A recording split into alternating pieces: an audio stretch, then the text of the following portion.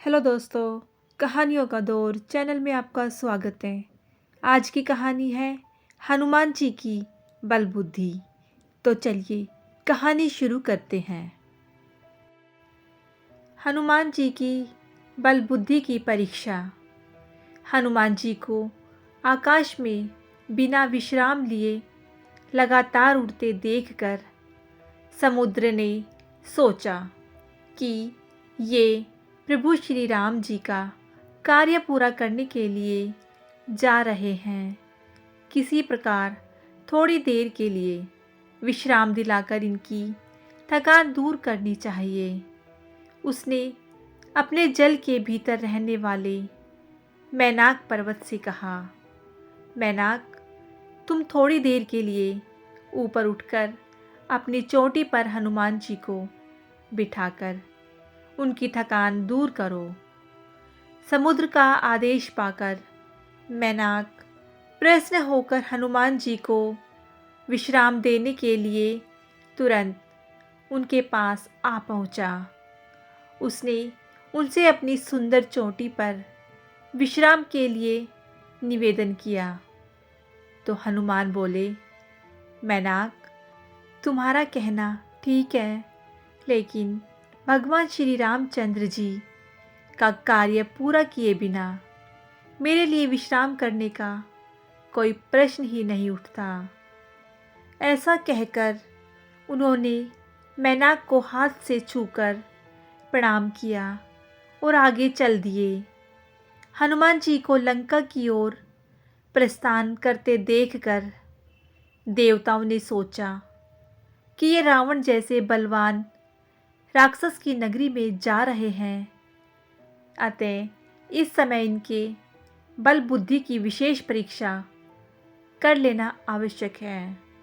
यह सोचकर उन्होंने नागों की माता सुरसा से कहा, देवी, तुम हनुमान की बल बुद्धि की परीक्षा लो।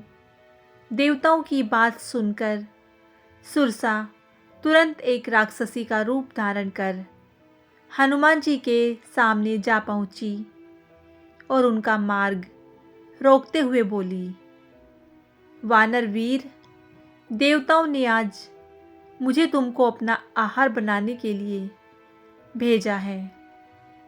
उसकी बातें सुनकर हनुमान जी ने कहा, माता, इस समय मैं प्रभु श्री रामचंद्र जी के कार्य से जा रहा हूँ। उनका कार्य पूरा करके मुझे लौट आने दो। उसके बाद मैं स्वयं ही आकर तुम्हारे मुंह में प्रविष्ट हो जाऊंगा। यह तुमसे मेरी प्रार्थना है। इस प्रकार हनुमान जी ने सुरसा से बहुत प्रार्थना की, लेकिन उसने किसी प्रकार भी उन्हें जाने ना दिया। अंत में हनुमान जी ने कूद होकर कहा, अच्छा तो लो, तुम मुझे अपना आहार बनाओ।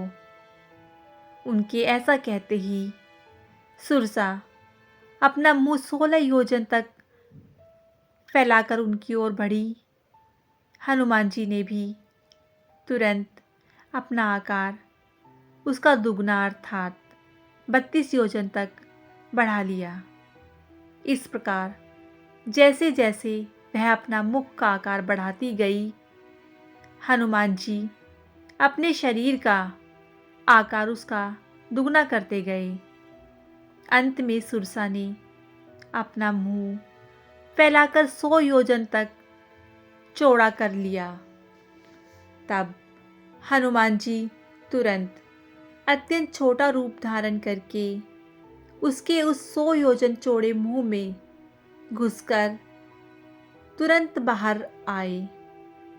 उन्होंने आकाश में खड़े होकर सुरसा से कहा, माता, देवताओं ने तुम्हें जिस कार्य के लिए भेजा था वह पूरा हो गया है।